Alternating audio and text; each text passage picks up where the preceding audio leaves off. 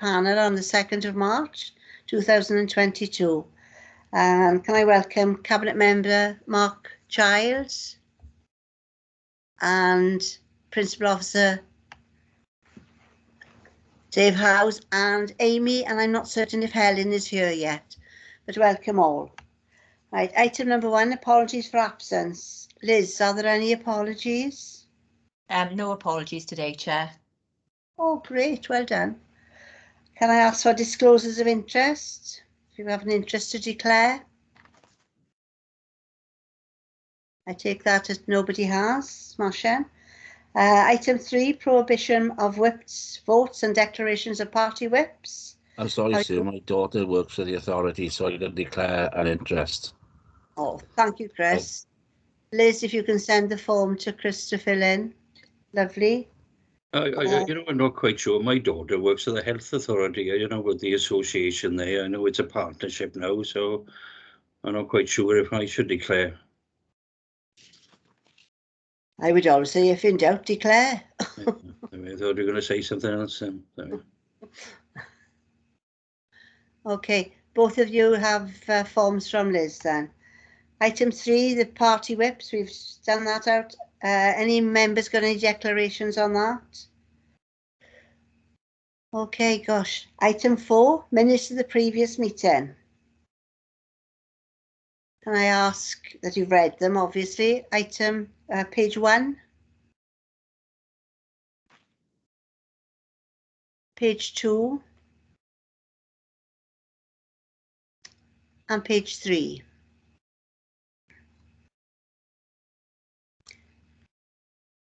Silence is no queries. I'll move it, so it was a short meeting, wasn't it? Thank you. Have I got a seconder for that? Can I ask for a seconder? Sorry, I'll do that, Sue, sorry. Thank you, Paxton. Item 5 now then, public questions. Liz, are there any? No questions. Lovely, thank you. Gosh, we're going through this at a rate of knots. Item 6, update of the West Glamorgan Transformation Programme. Kelly Gillins will be leading on this. Is Kelly there? Yes, hi, Chair, I'm here. Thank you, Kelly. Do you want to take us through? Yes, no problem. Hi, everybody. My name is Kelly Gillins. I'm the Director of Transformation for the Partnership of West Glamorgan, and I'm here today to give you an update on the work of the partnership over the last year since I reported back to the Scrutiny panel. So in your pack today, you have a report which includes an update on the COVID-19 pressures. Sorry, Kelly, can you share that on the screen for everybody? Yes, of course. Sorry. Thank you. That's okay. I'm just going to find it in the pack. It is.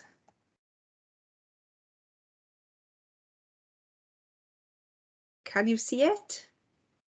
Yes. Yes, brilliant. And everybody else? Brilliant. Yes. Brilliant. Thank you, Thank Kelly. you. That's okay. So the purpose of the report today is to give you an update on the impact of the COVID-19 on the West Glamorgan Transformation Programme and an update on the Transformation Programme as a whole as well. So I'm going to move on to the first bit and I'm going to summarise for you rather than just read the report, if that's okay, Chair. So as a reminder, at the onset of COVID-19, normal arrangements for the Regional Partnership Board were suspended so that officers and my officers' capacity across the region could be released in order to deal with all the operational issues that we had at the time. We established new emergency governance arrangements around March 2020 that enabled us to make swift and quite fast decisions. In June 21, so I've skipped a whole year now because I know I've reported back the last year's work, we then entered a period of stability and recovery, and we re-embarked on the West Glamorgan Transformation Programme with a specific focus on stabilising the region. So we continued that piece of work. We developed some priorities that were key for the regional partnership, and there's 4 of them. They are actually mentioned in the context of the report there, so you can see them in detail there. And we started rebalancing the work we were doing out of the pandemic and into more transformational work. Unfortunately, as we all know, there was more waves of the pandemic to come, and then during September 22, we had to stop a number of the transformation programs because of the impact we were starting to see from the pandemic rearing its head again. And what we wanted to do was focus on the winter and the emergency over the coming months. We knew we were going to have quite a difficult 5-month period from sort of the October through to, well, where we still are at this moment in time in March. So we stopped a lot of the transformation work, not all, because some of it was contributing to the work for the emergency. And we decided that we would make sure that all cohorts of the population were included, whereas we'd learned our lessons from the first bit of the pandemic, where we sort of went into our own houses and we dealt with the statutory partners a lot more, and our citizens and carers weren't communicated with in the same way. What we decided is that this time we would make sure that all of the partnership was engaged in all of the work we were doing through the winter planning. So I'm just going to take you back up, I'm sorry, on the screen. So the main focus of the transformation boards since November has been to try and stop community services falling over, is probably the nature of it. We've had a lot of work to do, and we've been meeting twice weekly in order to make sure that we're able to sustain services as best we can through the winter period. Pressures have escalated since we started putting all those plans in place in December. We actually, during the most extreme period that we had, we were concentrating even more on developing our capacity, and we had emergency arrangements in place right across the partnership, where we had an emergency action plan ready to go. So if any of our care homes were in trouble, or if any of the domiciliary care markets were in trouble, we would be able to step in with an emergency team and be able to respond very, very quickly, especially over the Christmas period where lots of services are closed down. So that gives you a summary of where we've been over the last year. Then I talk a little bit in the paper about our governance arrangements, which haven't changed since the last time I presented to you. We still keep all these boards, thank goodness, and we are now starting to go back into transformation, which I'll come back to in a little bit. So I talk then about the stabilisation and reconstruction work. I talk about the remodelling acute health and social care, transforming complex care, and transforming mental health services. And those are our key priority areas of work. In Appendix A, you will see that there's a summary there of some of the work that's been going on through the pandemic. It's very high level, so you won't see all the detail underneath it, but it does give you a sense of all the various areas we've been working in, right through from carers, through to learning disabilities, through to discharging people from hospital and supporting people in the community. I would just like to go through some of the examples of the key pieces of work that we've done, if that's okay with you. I'm not going to go through all of the examples in the paper, but I'll just share a couple. So, for example, the first one I'm going to share with you is our work with carers. So immediately following the discussion we had in September, we engaged with the Carers Liaison Forum, which is a wider forum which is made up of statutory partners, third sector, and our carers from across the region, and include young carers as well. And we were talking to them about what things we could do to support them through the winter periods. What we came out with was we had a grant for young carers where they could apply for funding for a service or activity or equipment to support their well-being and their personal development through the winter period. We flexed the way in which we use direct payments to provide more creative support arrangements for individuals who were in receipt of direct care or were carers as well. And we extended the availability of the young carers ID. It's just a small example of the things we've done for carers. Moving on then, the second bit I'd like to highlight is the support we've given to our children and young people across the region. So we've been raising awareness of a lot of services with children and young people and working with schools to support their psychological and emotional well-being. As you know, we've had a significant rise in emotional health and well-being issues since the start of the pandemic, not least in children's services. So we've been helping to support the Tidy Minds website and the Cooth virtual counselling services. And we've been linking in with all our partner organisations, making sure that that's widely that we've publicly spread that around so that children know where to go for help if they need it.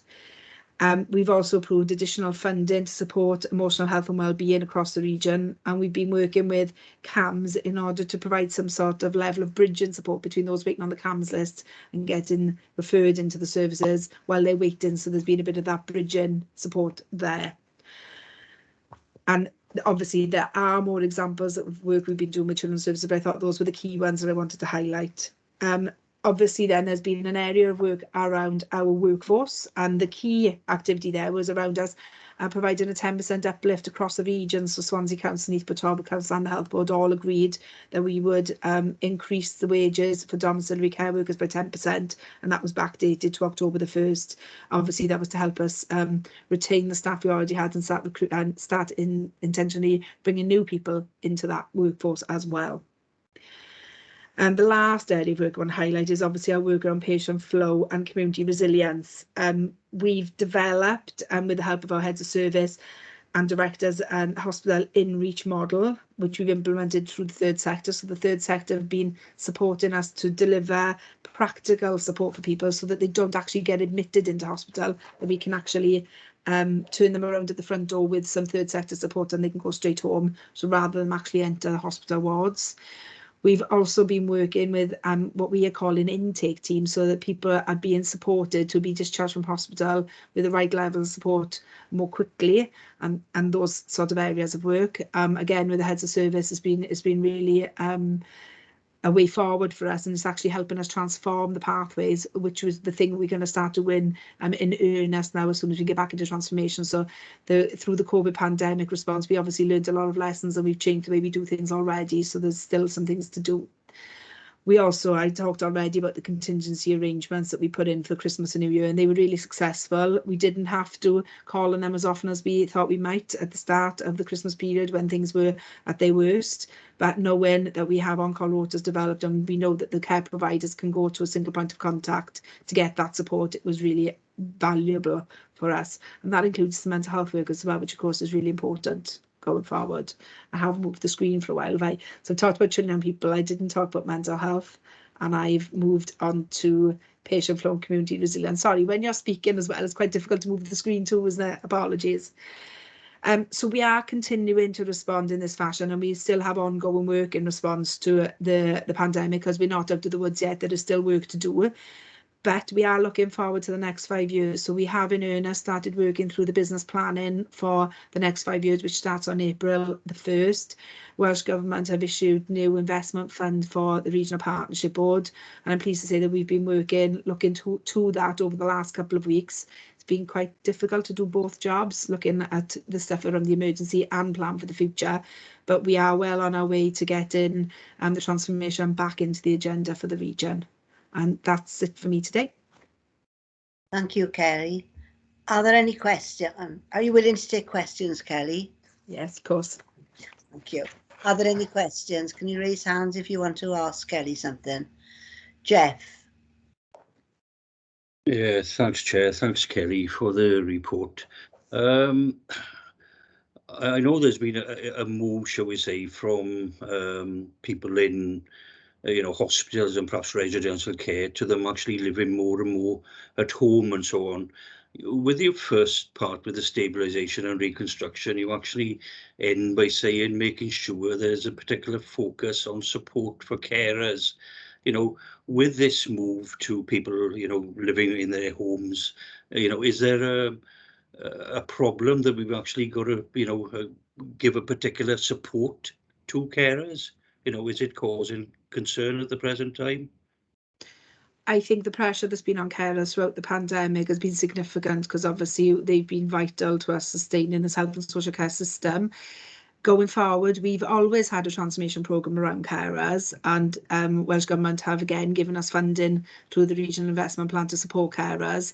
So I think that partnership, the carers partnership, that meet and come together, they are looking at the key priorities, I think, where we can support them, so that they are able to support the people who would ordinarily have come into service. So I don't know if I'm answering your question, Jeff, but it's kind of, we are supporting them all the time, and it's not just about what the Regional Partnership Board does for our carers, it's actually what the statutory partners contribute as well. The RPB does a certain amount of work, doesn't it, in terms of supporting the senior services and integrated services, but the reach to support individuals across our health and social care sector are far wider than just the Regional Partnership Board. So adult services and children's services already support carers through respite and various other things.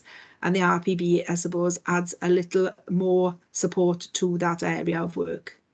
Okay. If I can ask one other thing, I know you perhaps not mentioned it there, and I have read it in the papers with regards to direct payments. You know, shall we say the carers or the recipients are actually having more information provided with regard to direct payments. You know, how to actually use them and so on. Does that mean that people perhaps didn't understand what direct payments were for, or why are they given more direction on this area? So I think it's twofold. I think some people didn't understand how to access direct payments. I think that's true to say. But I think more than that, we've actually flexed the arrangements through the pandemic in order to make them more widely available for different purposes, not necessarily within the guise of what, how can I word this? Yeah, we've widened the remit by which people can access the direct payments. But obviously that was just through the pandemic phase. Actually, direct payments that have a specific scope for which we're allowed to use them for. Does that make sense? So we've widened it through the pandemic to allow people who support people that have needs rather than just the people who have the needs. I don't know if I'm explaining that very well. Yeah, very good. Thank you. Thank you, Kelly. Tony, you've got a question for Kelly? Thank you, Chair. I've got a couple, if that's okay, from the sublime to the profound. Good afternoon, Kelly. Thanks for taking us through that report. The first one is a quirky question. In the second paragraph 1.1 of the report, it's 1.1 that follows paragraph 1.5. You refer to the lessons that have been learned from the first wave of the pandemic and agree to include all cohorts in the development and planning.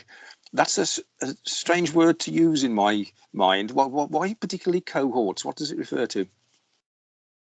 Yeah, apologies. My numbering seemed to have gone astray there, doesn't it? Yeah, so 1.1 in the second part. Yeah, it's what Welsh Government have called the populations that we work with around, specifically around the Regional Partnership Board. So older persons is one of the cohorts, children with complex needs is another cohort, carers is another cohort. It's probably not the most friendly term that they use in terms of the guidance, but so I followed that through essentially. But what we mean is our population groups essentially, and making sure that we involve the population groups right through our work. And how many cohorts do we have then? So we have older adults, I'm going to go through now, older adults, children's, carers, learning disabilities, mental health. We have a housing partnership, which isn't necessarily cohort because that's made up of lots of other areas. We have our possibilities for people. Again, it's not necessarily made up of specific cohorts, but it's wider. There are 5 key cohorts that Welsh Government ask the RPB to support. Right. Does that make sense? Yes. I can share that with you at the end of the meeting if you'd like. I can email you the list of population groups that we work with. Fine, and they're perfectly clear about the definitions that support those. There's no argument about who's in which cohort, and great. The second question is in terms of the second paragraph 1.5. This may be my missing bit because I can't keep pace with all the stuff that's coming out. But in terms of the new funding regime that you refer to in the second 1.5 for the Regional Partnership Board, is there anything in that funding regime that fundamentally alters the dynamics that are underpinning this process of transformation and so on? Or is it more or less business as usual, or is there some or a few nuggets that enable us to do now what we couldn't do before they changed the funding regime? I think what the funding regime has given us is actually proper programme and project management, where they expect us to do a project and then embed things at the end of it. The previous regime didn't have that within it, and what the regional investment guidance gives us is a tapering off effect essentially, where they will fund a certain amount if the statutory partners and the third sector contribute also, and through the years of implementation they then taper the funding off, accumulating with if we do reach the end and we have a pool budget, then they will provide us with 50% of the funding. But we don't have the detail of that yet. This is work in progress. Welsh Government are indicating that that's where they'd like to take it, but we haven't had the detail about how we get to that point yet. It's work in progress. Okay, so there is some new stuff there for us to go at. Yeah, in terms of the cohorts and the models of care and the areas of work that we go into, that hasn't changed at all. They have widened the work with children's because they've added neurodevelopmental into that thing, and they've added mental health in as well. But we've always included both of those into our regional partnership board, so it hasn't made a huge difference to the people that we work with. Okay, fine. Thank you. The third question is in the heading of, I think it's paragraph 3.2, the remodelling of acute health and community services. Now, forgive me if I've banged on about this before, but one of the things that certainly from my experience of healthcare systems, or health and care systems, is that we're still not very good at getting the assessment bit of the process right, whether it's a medical emergency or a social emergency or a combination of the two, that enables those who've done the assessment to have on tap defined access to a range of services that one would expect to have to access if their particular assessment of need is properly determined. I mean, we tend to route people into acute hospitals, into A&E departments in order to get an assessment done so that we can then decide that they should be at home with a care package of so and so and so on. Is there anything in the work we've been doing so far that builds on what you might call the fast rights of access that particular professionals have automatically, whether it's access to a hospital bed or to a domiciliary care package or to a flying squad of carers that come at an hour's notice, or to specialised packages in maybe even in our old sheltered housing facilities or somewhere? Are we getting anywhere with a closer approximation to that kind of thinking? I'm not really sure whether that's the thinking. We are doing a lot of work around prevention, which means that we try and prevent people escalating into our services in the first place. So going forward, you will see that there's a new programme of work that we're actually calling Prevention and Community Engagement. I couldn't think of the last word then. And that piece of work is obviously going to affect the way in which people, or stop people entering those services. And I think that's probably what you're asking me, is are we doing work in that area? We absolutely are.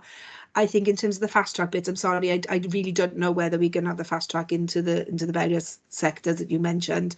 I think that's probably more for the clinicians and for the therapists and the social workers to work through whether that's appropriate or not. In terms of supporting people who end up in A&E who don't actually need a bed, we are actually supporting, it's called the Discharge to Assess and Recover model now that we work into, and Pathway 0 and Pathway 1 actually support and prevent people accessing an acute bed at the point where they've entered into the hospital doors, so before they are admitted.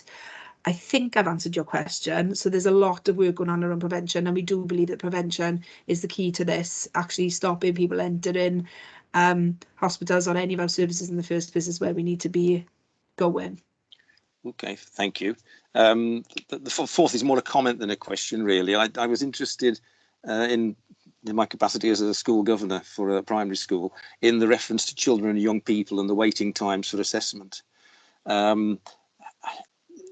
I mean, given that children don't get some kind of acknowledgement of an assessment need until they've been in school, in primary school, for getting on for a year, and then if there's some concern about their needs and there's a 2-year waiting list, the children are very close to being moved up to secondary school before they've even had any interventions from the NHS side of the business. And I'm just keen to see that that's recognised in this work, and maybe we can pick something up with it. But the final question is on paragraph 5.8, and I was just curious, as I think I've got the right bit of it, is the employment arrangements where the staff have been employed by the health board and seconded to the local authority. I'm just intrigued as to why that particular device was used. Is there a reason, or does it to do with funding or roles, or? No, it was actually another pilot, essentially, to see whether we could attract more people by actually using the health board system in order to get people into domiciliary care. It had limited response, I think it's fair to say, by the numbers that you can see in the report here. And we have actually moved away from that planned joint recruitment now, because what we were finding is that locally you had a much better system for recruiting people into your internal services. So although it gleaned some success, it wasn't overall the best method by which we can recruit staff into the services. So it was almost a test, I guess, to see whether it worked better for us. So from that, would we have any particular view as to what the inhibiting factors are that get in the way of us recruiting the right people and keeping them and developing them? I mean, is there more that we can do with it in terms of certainty of employment, of quality of employment opportunities, the non-monetary rewards that people get from working in the public service? I mean, have we learnt anything about that? We have, and I've actually written a brief around regional workforce planning going forward, and it's being developed at the moment, I think it's fair to say, but there is going to be a new piece of work where we are going to come together as a region to learn those lessons and to work out how we move that forward with lots of different segments of the industry. I've been attending some meetings with Social Care Wales around how we attract people into social services type training environments and how then we bring them through the careers. And I was actually on a meeting with HEIW yesterday to try and work out whether they could link into our regional programme going forward. It's very early days and we do have a lot of work to do, but we are starting that piece of work, it's fair to say. Thank you very much. I'm sorry I've asked you so many questions, but I hope at least one of them was useful. Thank you, Kelly. Thank you, Tony. Helen, you want to ask a question of Kelly? Not really, Chair. I just wanted to just add something to a couple of the responses to Tony, just for his in terms of the question around access.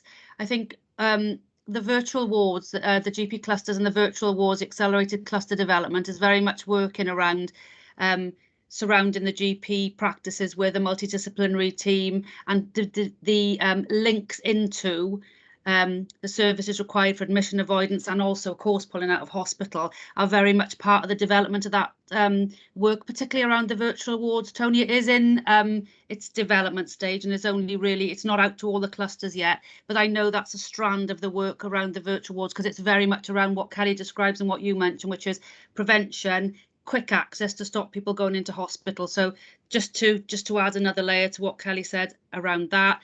And then the other issue the other thing I was just going to mention was in terms of that joint creative recruitment campaign that the Health Board and the councils did together across the region.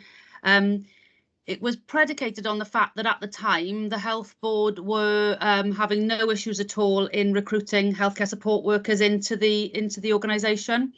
And there was a view that there was a kudos attached to working for the Health Board, and that what we were trying to do was attract people in with not quite a career pathway, but with a progression pathway that they could work in, which meant that they could have a bit of a bite of the cherry in terms of working in the community and social care, and also then working in the hospitals. And it was complicated, if you can imagine. There was Swansea, Neath and the Health Board involved in it.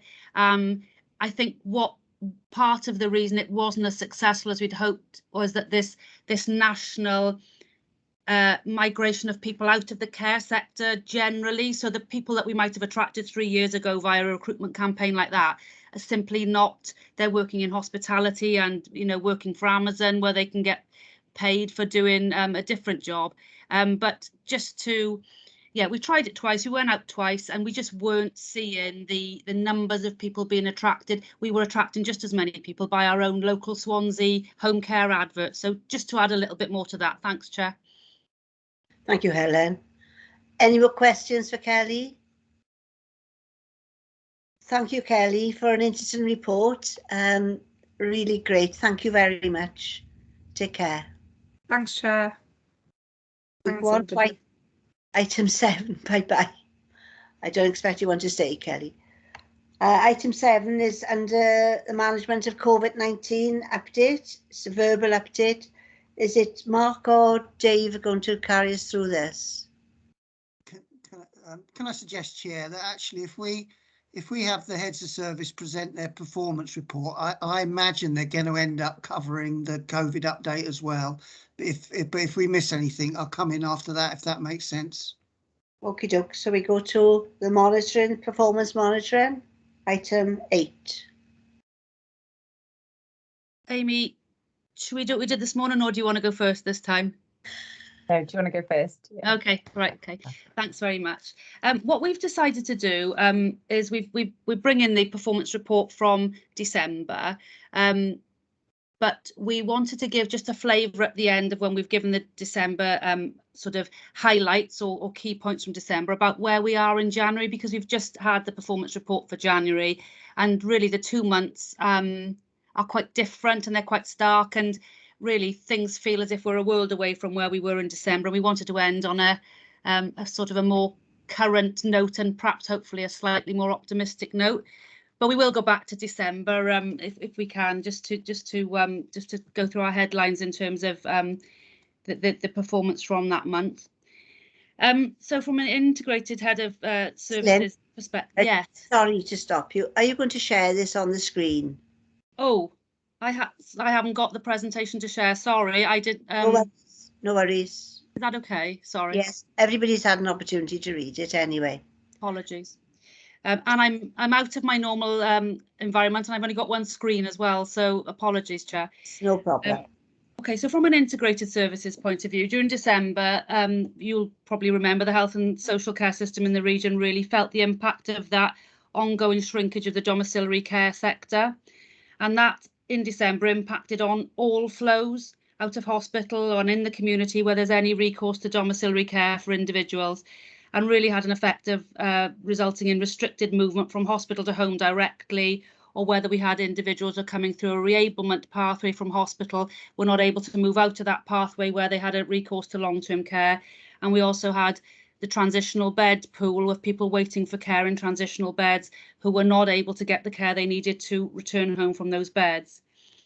The operational challenges of the multiple issues made December one of the most challenging months for all the health and social care teams during the pandemic to date. At that time, community flow had also been significantly challenged because we had a number of handbacks of packages of care during December, and we then had also compounded that with a very limited flow back out through brokerage. So we had packages of care that were handed back to us by providers that we were not able to move on to where they should have been receiving their care from. And of course, overlaid on top of all of that, we had the festive season, which also further compounded the issue because of the annual scaling back of care availability linked to staff holidays over the festive period. And when the impact of the Omicron variant on the staffing numbers is layered on top of those challenges, we really had to take a very sharp focus on contingency planning during December, and that was very much based on the predicted decimation of the workforce that was indicated by the modelling at that time around the Omicron variant. And whilst we were doing this, we were also balancing the need to continue to deliver services to those in need of care and support, and also mitigating any changes for them. So we didn't want to frighten people. We didn't want to go in and say we might have to change your carers because we weren't sure, but we had to have a contingency plan, and we had to communicate with people about the fact that we might have to change their care and support arrangements. And on top of that, then the in-house home care service went live with a new web roster system during December. This is a staff allocation and a rostering tool that replaced the previous model that we had. But despite the concurrent workforce deficits, the system was launched successfully and on time. And actually in December, the staff were very positive about the opportunities that the web roster offered. And it was a double-edged sword because although it was hard to launch it with the staff in deficits, what we found was that the system very much helped us with our contingency planning about how we would best and most efficiently use the limited workforce that we did have. So it was a blessing to us. Because we were moving into an emergency and contingency planning phase, it meant that the second phase of the web roster rollout, which is linked to the performance reporting, has had to be deferred briefly, and that has had a bit of an impact on the reporting for December. Also during December, while we were doing the handover between the data migration between the legacy system and web roster, we did have to scale down very much admissions into the service just to make sure that we didn't lose any individuals in the process of transferring the information across. I'm just going to pop these on.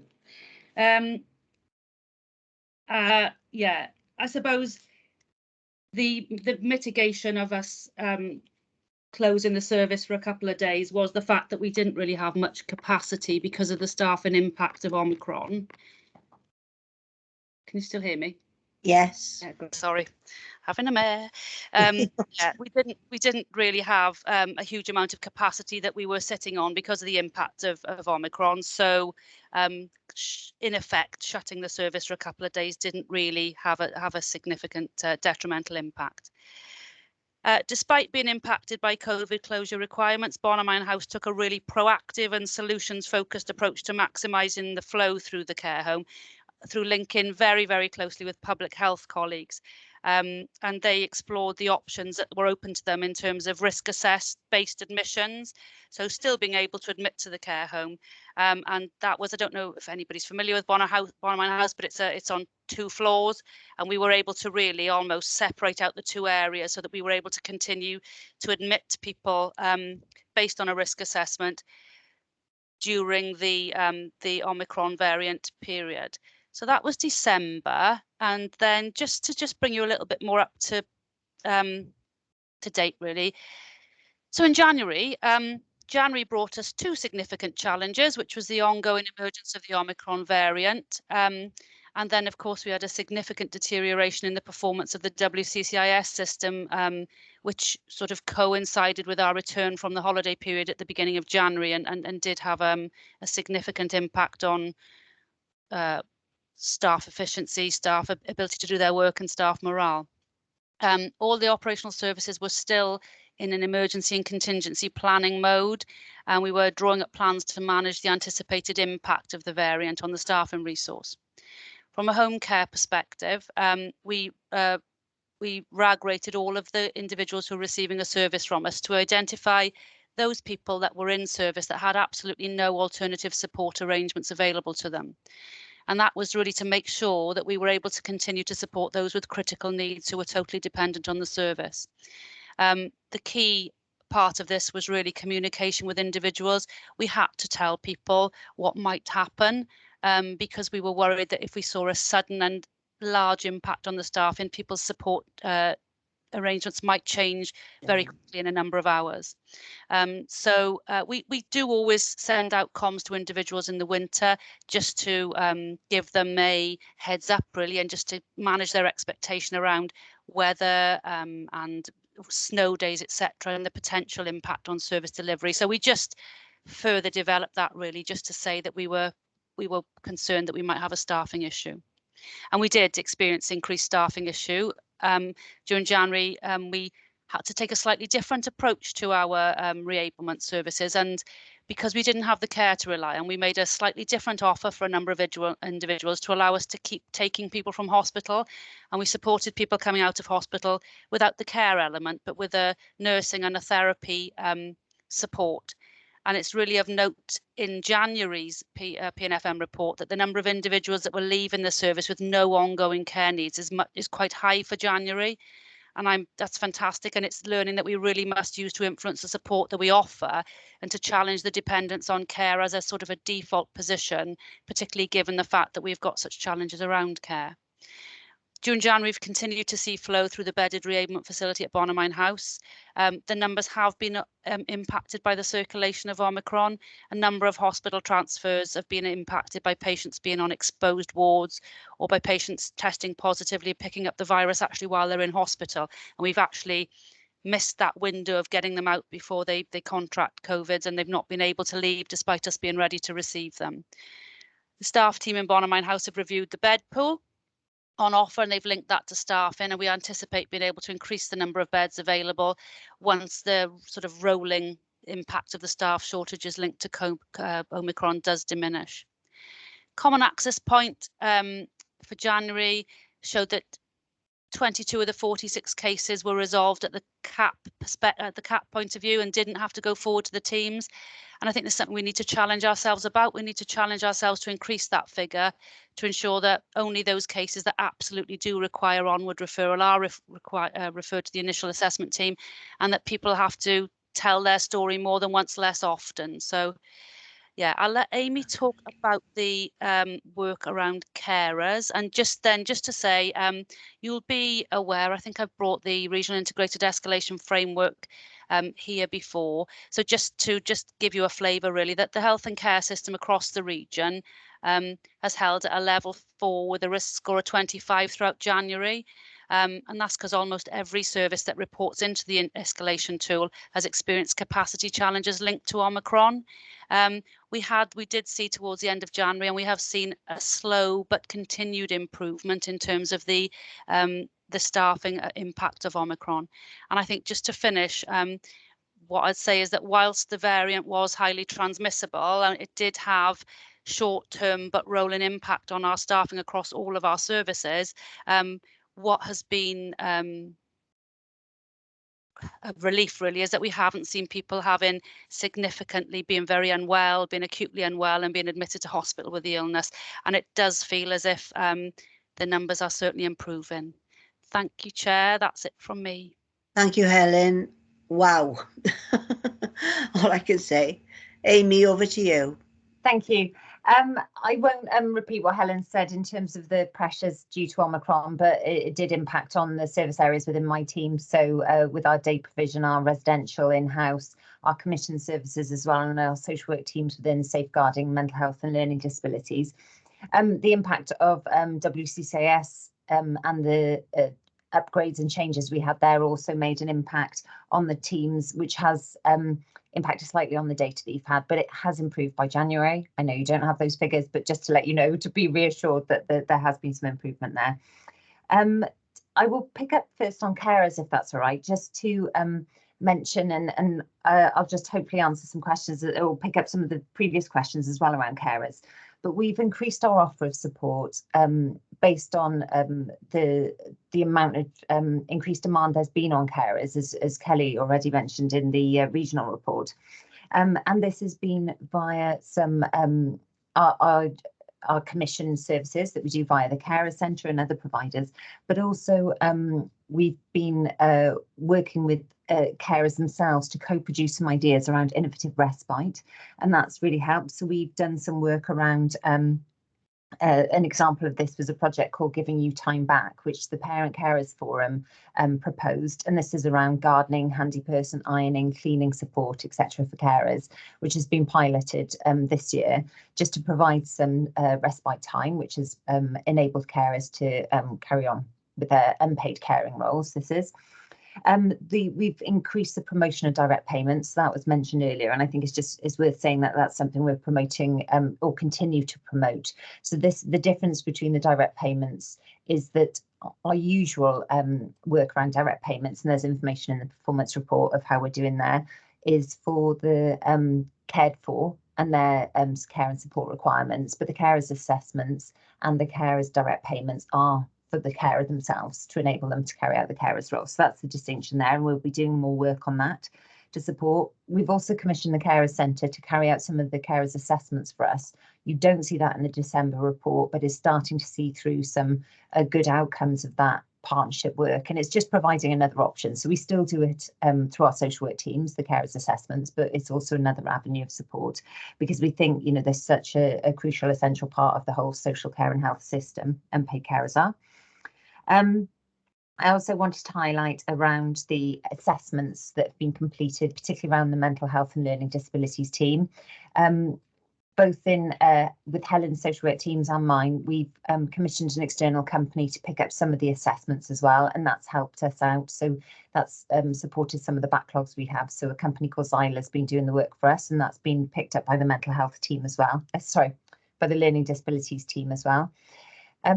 The mental health team, the care and support assessments, a slight dip in December and from an increase in November. But just to reassure you, in January, we've seen an increase again. So I think we just put the dip in December in terms of the numbers down to the seasonal impact of people taking leave, but also the impact of Omicron on our services and the staffing availability, both in our team, but it's an integrated team with health. So it's our health colleagues as well were impacted, and you'll see that in the narrative of the report.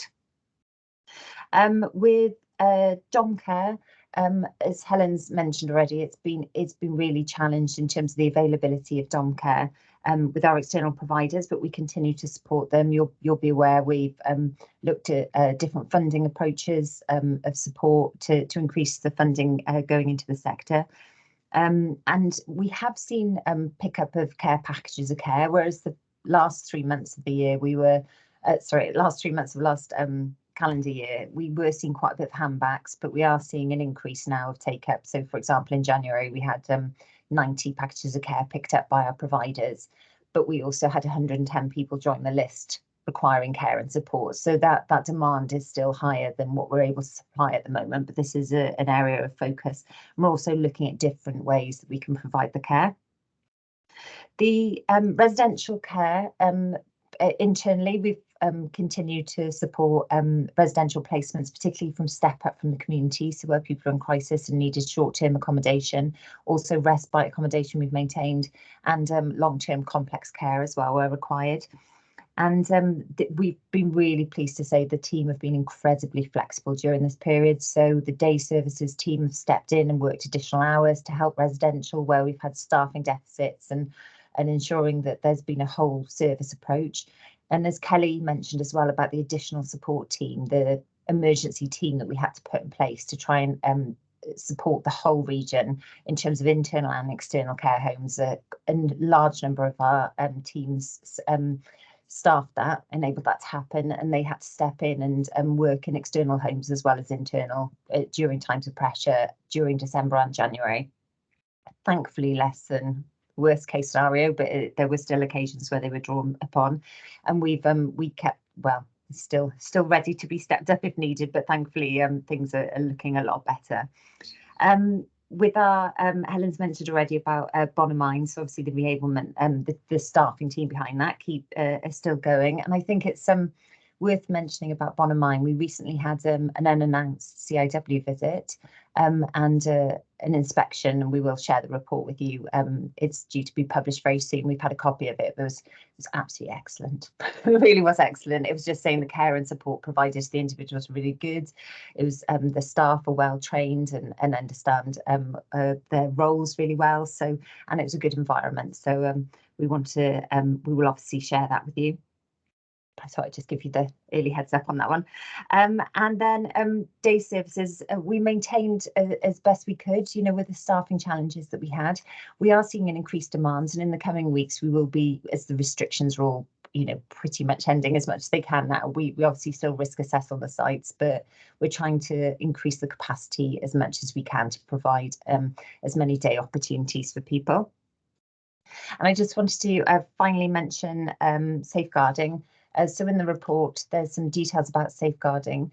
You will see in December for our safeguarding team, and in fact it reflects through October, November and December, we're doing more consultations. So we are seeing less adult at risk reports coming through, and we've seen a year-on-year trend of that happening. And we think particularly in the last 9 months since we've had a dedicated, we've had a dedicated safeguarding team. And we're seeing that this is a really positive outcome, that they're supporting people more at a much preventative stage, providing risk assessments and support around how to ensure people are safe, to prevent it getting to an adult at risk stage.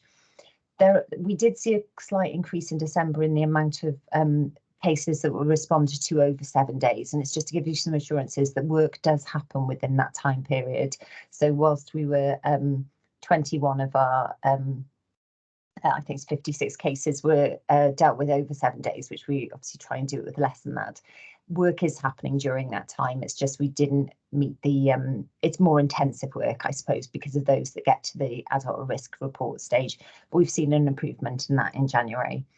And the due to additional work of the team as well, the backlog in our dolls is decreased slightly. So I thought I'd finish on that one, both in December and the January figures are showing that as well. Thank you, Amy. Dave, do you want to come in before I open up for questions?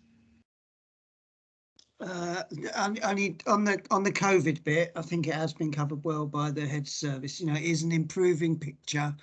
What I think, as I briefed you on the last occasion, on the latest modelling, we're expecting community COVID rates to kind of bubble along at the levels they are now. They're still high. They're probably almost definitely an underrepresentation of the actual rates of transmission, because there's so much less testing now than there was. So in that context, rates are still quite high, but manageable in terms of the impact on our population, and how we're, you know, through the excellent work of our two heads of service and their senior management teams and their workforce, we are managing to keep things going. All of the contingency plans stay in place. We're looking really towards April. You know, it's that sort of time that we think we'll see, you know, a further drop off. But up until then, it's you know, I'm expecting an incrementally improving position in terms of what both the head service have described in terms of our offer, catching up on backlogs, etc. Actual COVID impact, I don't think it's going to change until April time, based on the modelling that we've that we've had at the moment. But I'll pause there. But I would like to come back in at the end once you finish questions, if that's okay, Chair. Yes, certainly. Amy, you wanted to come in there? You're on mute, Amy. Sorry.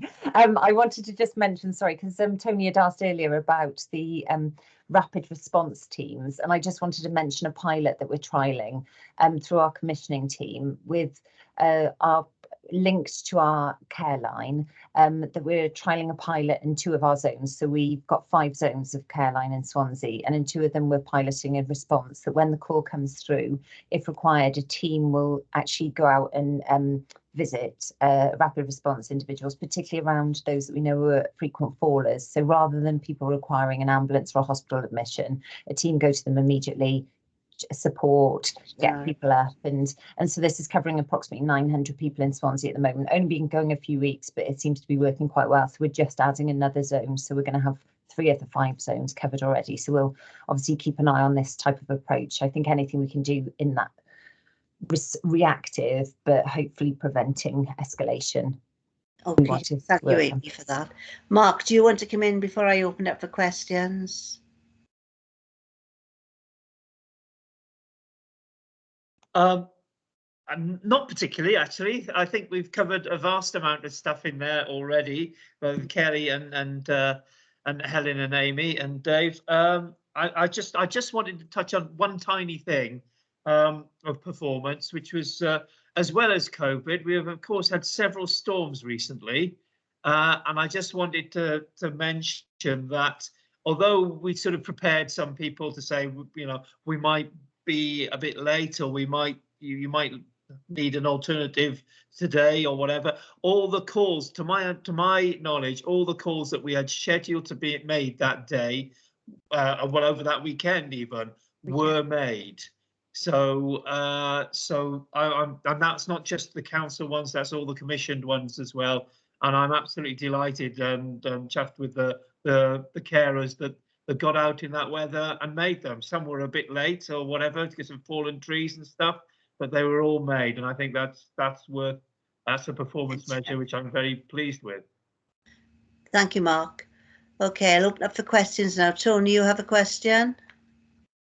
Well, it's more a comment, Chair, actually. I'm delighted to hear the news from Amy that we've got a pilot of that nature running in terms of rapid response. Hopefully it either is or could become 24/7 as a service. I'd be interested in knowing to what extent the ambulance service, particularly the paramedic end of it, has been involved in either offering advice or working with the system, because if we can avoid putting a load on that service, that's good. Equally, it means that individuals are going to be fast-tracked to places other than a hospital in a bumpy ambulance ride. So I'm looking forward to the interim evaluation of the pilot, and I'm delighted to hear it's going. Thank you. Okie dokie. Are there any other comments or questions? Thank you, Amy and Helen, and Mark and Dave. Thank you for that. So I'll go on now to item. Sorry, Sue, could I just come in before you move on? Sorry, Dave. Just to acknowledge, really, you know, it's been a few months where Helen and Amy haven't been coming to Scrutiny. That was by design. Really appreciative of your support and just putting up with me for a couple of months. It's great to see them back and speaking to you directly. And obviously that's our plan going forward. But I suppose, you know, I'm sitting here thinking it's 2 years in now. You know, both Helen and Amy took up their roles as COVID hit. It's been extraordinary, the leadership that they have demonstrated throughout this period. I think their comprehensive, report today on, or reports today on, how they have got us through with their senior management team, with their workforce, got us through this further period of extreme pressure, and are now moving back onto how do we recover, how do we move back into transformation. It's an extraordinary credit to them, their teams, the workforce, of course, but given that it's the two of them here today, I particularly wanted to acknowledge and credit them. What an extraordinary time to have taken up those roles, and they've just achieved magnificently. So just wanted to put that on the record. Thank you, Dave. It was remiss of me not to say that. I'm sure it's lovely to see them back, and it would be lovely, even better if we were face to face. Thank you, Dave. Thank you all. I'll go on now then to item number 9, is the panel review of the year. So I don't know if you want to leave us or to stay. Yeah. Thank you, Chair. Bye now. Take care. Thanks, Chair. Bye-bye Thank you now. so much. Bye.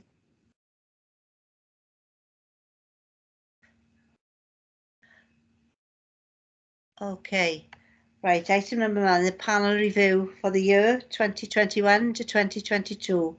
You've all had a look at the items, and thanks to Liz, we've had a synopsis of all the things.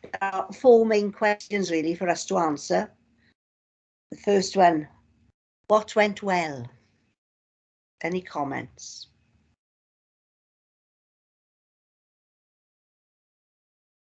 No comments.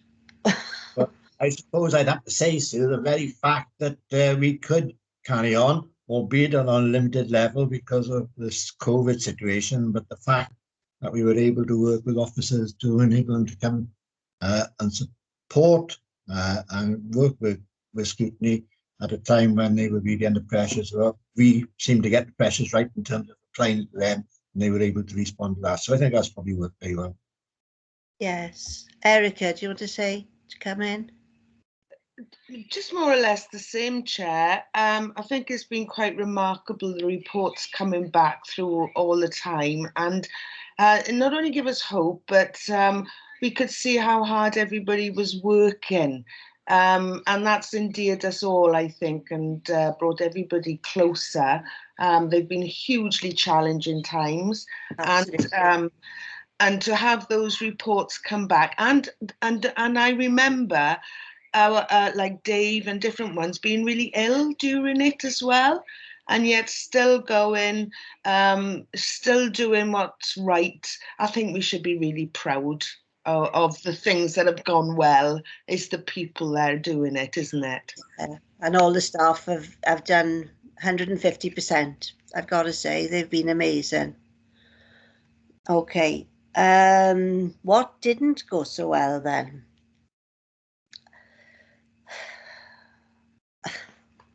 Tony, you want to comment on that? You're on mute.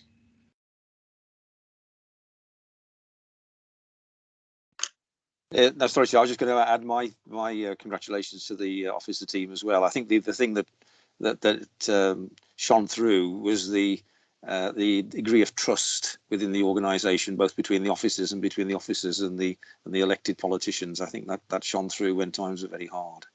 In terms of things that haven't gone quite so well, I struggle to think of any, to be frank.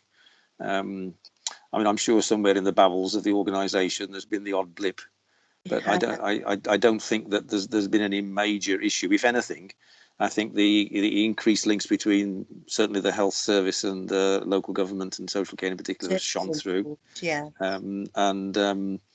I think it would be churlish we'd probably find something to comment upon, but I think it's best left unsaid, I think, in terms of bad things. I agree with you, because I can't think of anything that was a crisis situation. The staff have really stepped up to the plate, haven't they? 150%, as I say. I do think so. Concerns that we did have was the installation of the WCCIS system at the same time. I know that caused them major problems, but the way they coped with that again, to be honest, it was absolutely incredible. I thought a lot of experience in the past in putting up these sorts of systems in, and I know what. Well, you know, all the different rules that they've had to abide by, and the different ways of working, they've really performed so well. And the citizens of Swansea, you know, have been served well, I think. I think it's also important to realise that work schedules come up with those systems, so that, you know, when assessments need to be done, reviews have to be done, and those are key things that they have to meet. And to have to keep paper records of those because of the system, I think, real credit basically to the staff, I suppose, that they're able to still cope in those circumstances. I think that's it. Yeah, Do you think we focus on the right things? Oh, sorry, Jeff. No, I was going to say another thing I think that actually went well was the development of the working relationship between the private providers and the and our providers. You know, the development of, you know, the working relationships, I think it's a lot more stable now. I think contracts have developed over the year, and I think both parties have dug each other out over the COVID period. Yeah, it's certainly made a closer working relationship, hasn't it? Yeah. Do you think we focused on the right thing? Again, I think we couldn't have focused on anything else other than COVID.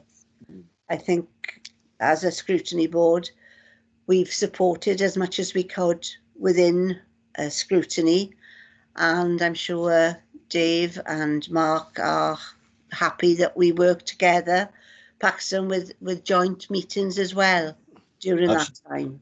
Absolutely, Sue. I think that's a very important point. We certainly recognise that we needed to do, from a scrutiny point of view, we need to minimise the load that we had to put on officers.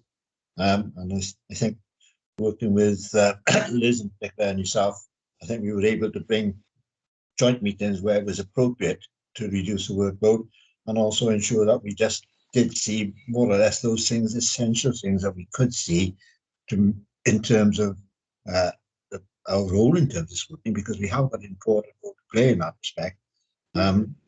It was the areas that we concentrated on with those which were the really important ones, that from a service point of view, that we were happy we could see weren't deteriorating to an extent which was becoming dangerous from a safeguarding point of view. Thank you, Paxton. Tony, do you want to add anything? Your hand is up. Well, it's just a thought that's come to me as colleagues have been speaking. I mean, I do wonder whether we ought, as a scrutiny panel, to test our own performance against the performance of, say, 2 or 3 other scrutiny panels across Wales. If we can get hold of their minutes and their action plans and so on and so forth, because I'm sure we're top of the league by a big distance. Self-praise is no recommendation.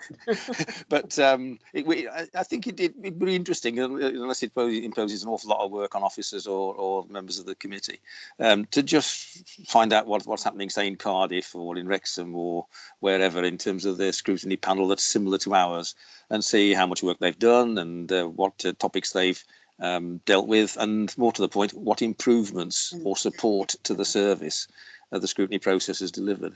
Yeah. So I don't know whether that's any help, Chair. Thank you. Hazel, you've got your hand up. Well, I feel the lesson I've learned from all this is how we work better together as councillors.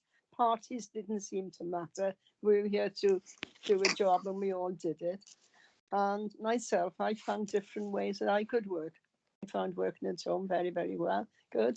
And I'm quite happy that I came through this year learning new things and feeling better about myself and better about the work I've done this year. I don't know if anybody else feels the same way.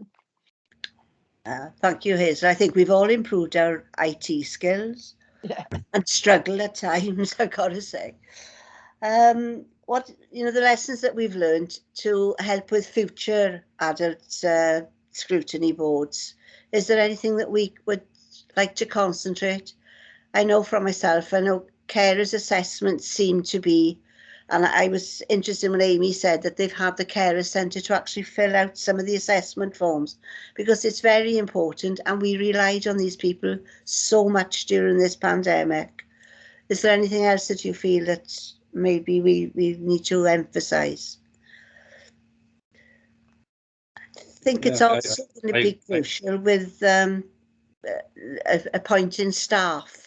And we've got to look at that situation and really promote the importance of these staff, because without the staff going in to care for people, our population would have really struggled. Yeah. Jeff, did you want to... Sorry, I can see Erica's got her hand up. I wasn't sure if she wanted to speak or whatever. I just got to say I agree with you with regards to the carers. You know, over the years, I've seen more and more onus being put on to the carers, you know, and I know they mentioned it today with regards to supporting them more. I must admit, I'd like to have some sort of, you know, feedback from the carers with regards to, you know, their experience of really taking on this, well, I got to say, additional workload, you know, and responsibility. They're putting more and more people to live independently, live in their home, and I'd like to have their views really on how things are actually going there, you know. Well, that's something to look forward to in the future, isn't it? I think, yeah, I agree with you. And I'm sure the local area coordinators have a role to play. I know mine in my village has been, well, my support in many ways. Erica. Thank you, Chair. Yeah, I think we need to keep carers on board and work, you know, more with them. But what I was thinking of is we've been really reactive. I think this has been an excellent scrutiny board. But the increase in mental health through lots of different things. We've had a taster with COVID. We've got all the threats of the rise, you know, with poverty, and now the war. And that's my daily meeting with people, and they are telling me they're frightened. So I think looking at it, that we need to be reactive to what the need is, you know, right now. So I think mental health is going to be really important. And for every part of the generations out there, from the children right up to those that are living lonely lives. Yeah. Yes. Yeah, I agree. Is there anybody wanted to say anything else on our summing up of this scrutiny? No? Well, this is the last meeting of this this year now, and I'd like to thank you all for supporting me. I've never chaired this type of meeting before, and thank you all for your support. We've done very well too. Okay. You come back next year. Well, that's it. You've done really well, Stu. It's been difficult. So I think well done. Well done, Chair. Well done, Sue, I would say. Okie well dokie. done. Thank Okay, you all. take care. And take care. Close the meeting now. Thank you, Les. Thanks, Sue.